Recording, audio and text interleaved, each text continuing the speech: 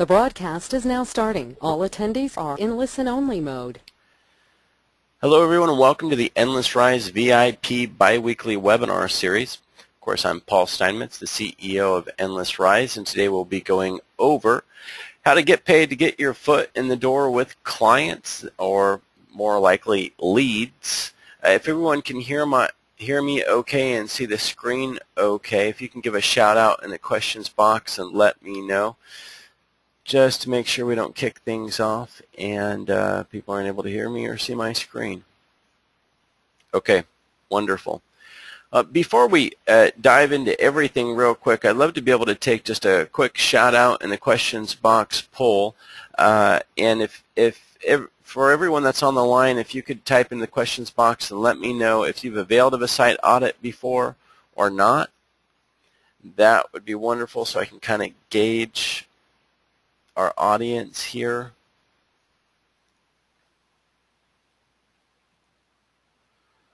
Okay, the majority of people have not, but some of them have. James is saying that he has availed of an SEO blueprint. Okay, wonderful. Now, for those of you who have availed of a site audit before, or those of you who have gone in and seen and watched the educational video on the site audits, in our video library, you would be able to go in under the category Resources Video Library, and in the Learning the Services section on Step 4, there's a video in here about the example website audit report. It's a walkthrough tutorial video, and then in the document library, so Resources Document Library, there is an example website audit report that you can download. Now, for those of you who are familiar with the previous audit reports, they come in a zip file. It's an Excel sheet overview. It's a breakdown. It does come with a Word document overview. But there's a lot to it. And what we did is we took and redesigned it and made it more salesy. And it will continue to evolve to be more of a sales piece to help you get your foot in the door. Now, currently, a lot of the line items on the site audit that we cover are included in the SEO packages. One of the big differences to availing of a site audit before you jump into an SEO campaign is understanding some of the additional costs that you might run into. So to give you a further background, if you go into the dashboard underneath Services and click on the View Package Details here under the site audit, you'll see the line items here for the site audit report. So I click on Website Audit Report. The line items remain the same. It's the presentation that has largely changed. So you would still be able to go into here and see that we do run the site audit based on the number of keywords. You can still go through here and understand the line items in the existing video in the video library, like I was showing you here on the new site audit reports. We'll still go over the line items with you. But like I said, the big thing that has changed has been the format. The sales collateral or the marketing collateral that's downloadable to go over the site audit report is still applicable as well. For those of you who has not seen the downloadable PDF on the site audit, make sure that you're able to. I'm getting Steve saying that this document is throwing a 404 error. I assume that you're talking about the downloadable site audit marketing collateral, Steve. However, whenever I hit that to download it, it seems to be just fine for me. So maybe people are saying the example file. So on the site audit marketing collateral, make sure that you do download this from the services, or of course you can go to the document library and download this.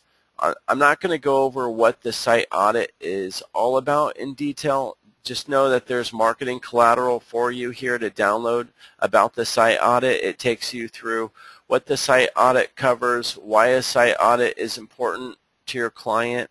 It even touches on Penguin and Panda compliancy, and even availing of site audits even for maintenance reasons. So when we get into it and I talk about getting your foot in the door more with the site audit on particular clients that are difficult, keep in mind you don't have to rely all on your sales jargon while you're in a meeting with them. You can actually pull this out and give this to the client, letting them know that there is an introductory step if they wish to take it, to show them more what you would be doing in the SEO campaign, how you would be custom tailoring the SEO campaign to them based on the site audit report, right? So in regards to when to run a site audit report, I would recommend running a site audit report for a client. One, if it's a really big client and you're trying to figure out what might be wrong with their website and what additional costs you might run into. Because whenever you start an SEO campaign, if we haven't looked at the site at all, which we typically don't if you just go in and pay for an SEO campaign, we'll start looking into the website during month 1. But if you're going to launch a larger SEO campaign, it's probably a good idea if we look into it ahead of time, right? But if you're having an issue closing a client on an SEO campaign and you're wanting to try to figure out what you can sell them to get your foot in the door, then you want to go with the site audit. And the reason why you want to go with that site audit is because it's going to allow you to give them an in-depth analysis of what's wrong with their website. So a client might pony up with, what, a couple $100. Our site audits to you started around $100. I think for some as low as $70 and go up from there. Whenever you get your foot in the door with a site audit for the client, you get to show them a technical analysis of their site, and you get to show them what's wrong, and then you get to go over what's wrong with them. They're either going to fix their issues themselves, or they're going to hire you to do it, or of course they would bounce to another vendor. But they would get a report in their hand that is sustainable no matter what vendor they would go to. So this is the new site audit format that we have come out with, that it collects all the different documents and puts it all into one. So as you'll see, this has been updated with a nicer cover page, a better table of contents on the breakdown. And then the site audit simply addresses things in a bit of a different format. Previously, you would have had an Excel sheet that would show you the keyword grouping. This will show you the keyword grouping in a nice table. If there's additional notes that we need to put in there, they would be at the top. And then an analysis on the right-hand side of those keywords. For instance, a commentary on the ranking analysis, commentary on competition analysis, and status on if the keyword structuring was done. And of course, the keyword research would have been done, right? So that's in a better format, whereas previously it was in the Excel format. On the audit findings and cost breakdown, this will be put on this page at the top. So one of the unique things, of course, about the site audit is that it actually attaches a cost on how much it would fix to address the issues. Whereas if you run an automated software to go in and look at the broken links, for instance, maybe the software would go in and tell you that you have 5,000 broken links on your client's website. But if a human being doesn't go in and take a look at those broken links, then they won't. Then you have no idea of knowing that actually maybe 3,000 of the 5,000 broken links are all coming from the same one problem, and maybe that one problem takes 30 seconds to fix once you're logged in, and that would fix 3,000 of the broken links. So if you want to go out there and run just a typical analysis on, SEO Moz, or whether you're running Screaming Frog, or whether you're using Raven tools, or whatever it is, yes, of course, they can tell you how many broken links a website has, but can they tell you how much time it would take to fix it? And no, they can't. That has to be a human being that sits down and looks into it. So in order to come up with a priority on what needs to be fixed and addressed on the client site and how much it would cost, that actually takes a lot of analysis, and there's no tool in the entire world that can ever tell you that. That's why the professional grade site audit reports are so good, because it's human analysis. As part of the site audit, of course, we cover web design analysis. We go in and we look at the platform. And you know, for you, of course, you want to go out there and sell the service and be able to explain the things to the client that's wrong with their sites as a professional SEO consultant. And we would be here for you on the web design analysis to give you easy to follow commentary. So for instance, on the platform, on this example, it's built on Magento, which is an e-commerce platform server, however you say that, in GINX. There aren't any issues. We would let you know if there are any issues. For instance, if something was built on a platform that we would know that we would have issues doing URL redirects on, some .NET platforms, we have issues with that, we would be able to tell you, and in common sense terminology, tell you what's wrong with it. Now, we go in and tell you if their blog is set up and if it's set up the right way. We go through and we do a malware check. That's always a good idea. And if there's any general design recommendations, sometimes we need to make recommendations on the website because maybe it's just a horrible looking website, or maybe their navigation, for instance, as you can see down below, is in images and it's not in text. We also do a site load test on the page load time.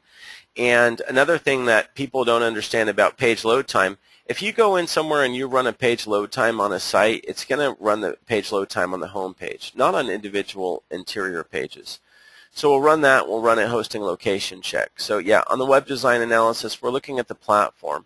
One of the things that's nice is if it's on a platform that's going to be difficult for SEO optimization, that's something you would definitely want to know ahead of time.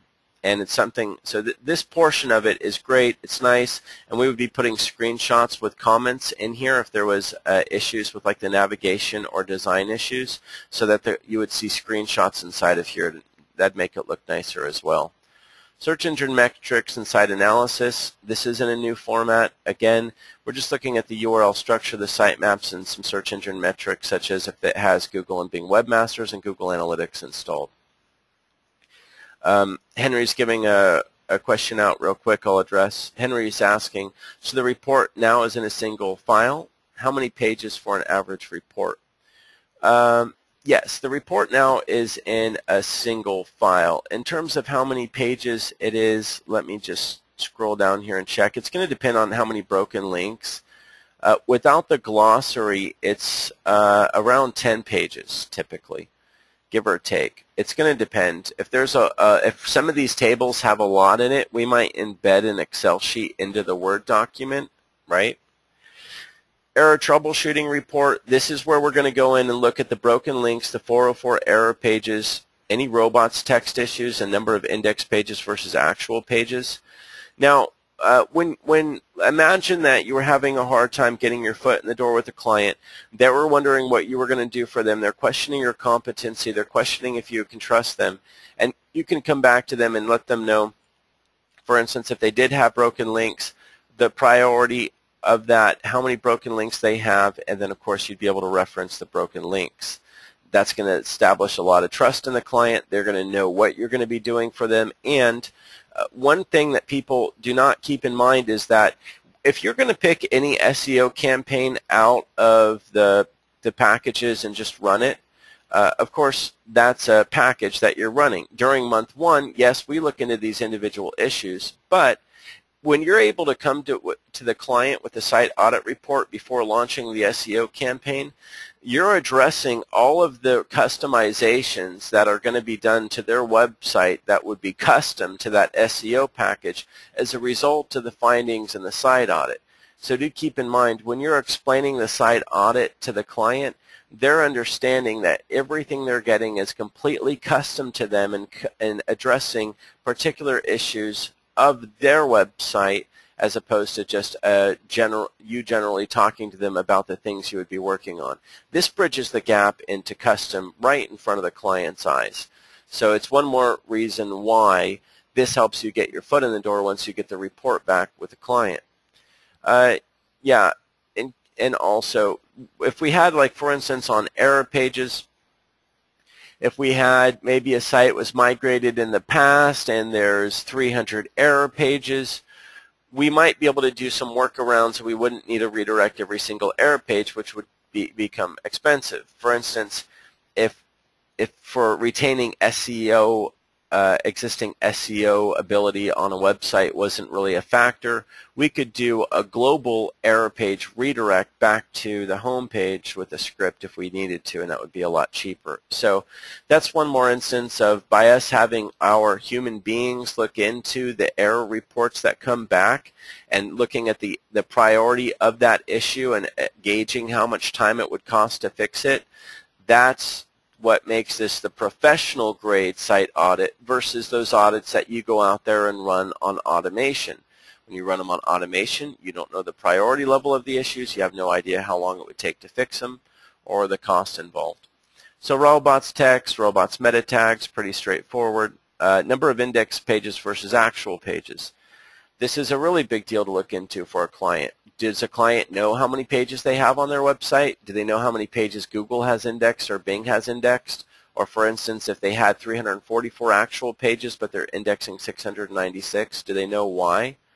We'll be able to give you insight into that. And again, when you're able to explain that to a client and give them insight into something as simple as letting them know that they have 344 index pages. And by the way, can anyone give a shout out? Does anyone know how to figure out how many pages are on a client's website? And I'm not talking about a 5-page website. I'm talking like a 500 or 1,000-page site. One of those sites where you just don't count the pages. Does anyone know how we go about figuring out how many pages are on that site? Anyone? I like Scott's answer, the Bing site audit report. That's a good answer, but no, that's not how we do it. Props out to Karen and Jennifer and Henry, of course. Right on, right on. XML sitemap, yes. Pretty much what we do is we take a crawler and stick it into the home page of the site, and it starts to crawl. It'll go through every single page and every single link off of every single page, and it will crawl through the entire site and generate an XML sitemap. That's what an XML sitemap generator is. It's a little robot that gets into the site and pings around until it finds every page that it possibly can. Now, that XML sitemap cannot find pages that are not linked in off of any other page. That would be linked off of the home page at some point. But if you sat down with a client and even had a discussion with them on how it is that they have 344 actual pages, 696 indexed in Google, and 269 indexed in Bing, in other words, why is Google indexing more pages than what's real, and why is Bing not indexing enough? That's an interesting conversation.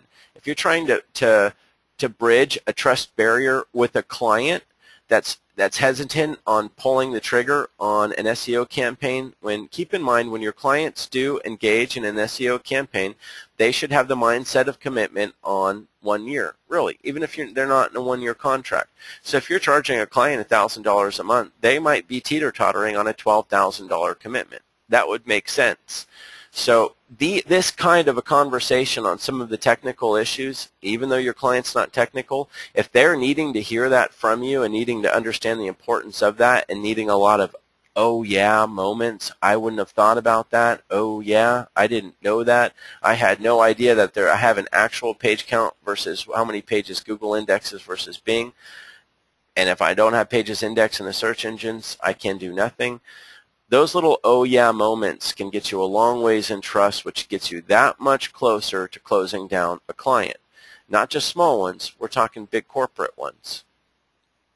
Moving on, of course, part of the report is the page title and meta tag troubleshooting report.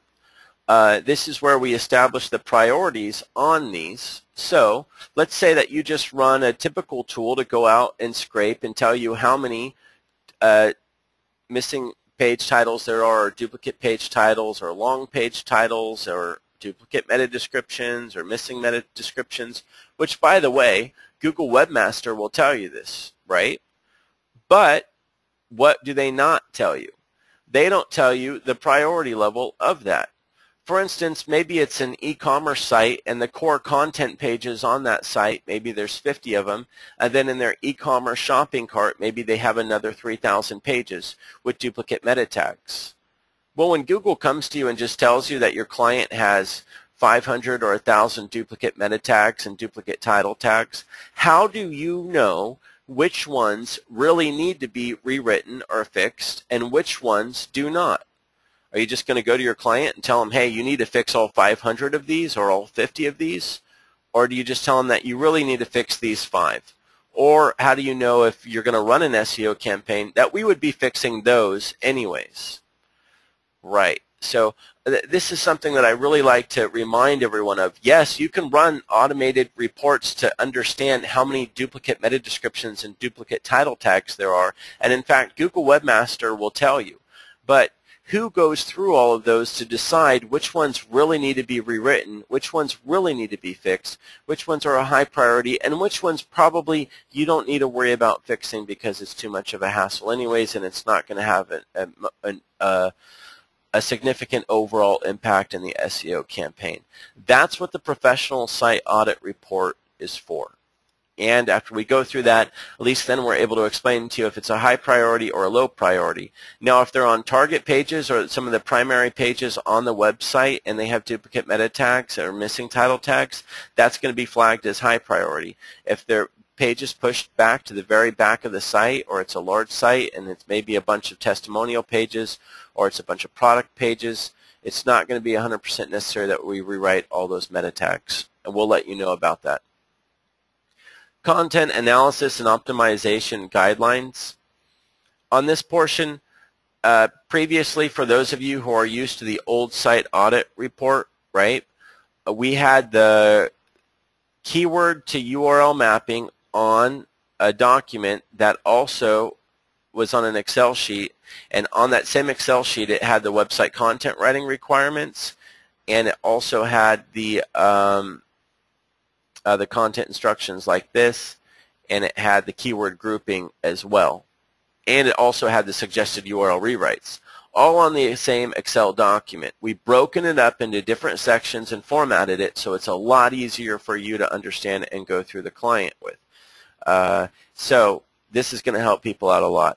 This section is really simple. This is where we go through and we map the keywords, right? We take the keyword, we group them together in groups that make them similar, which you really don't need to understand the keyword grouping on this, but then we tell you what page we're going to be targeting for that particular keyword. So this is what makes the professional grade site audit report so much different from any other automated report that you can run online.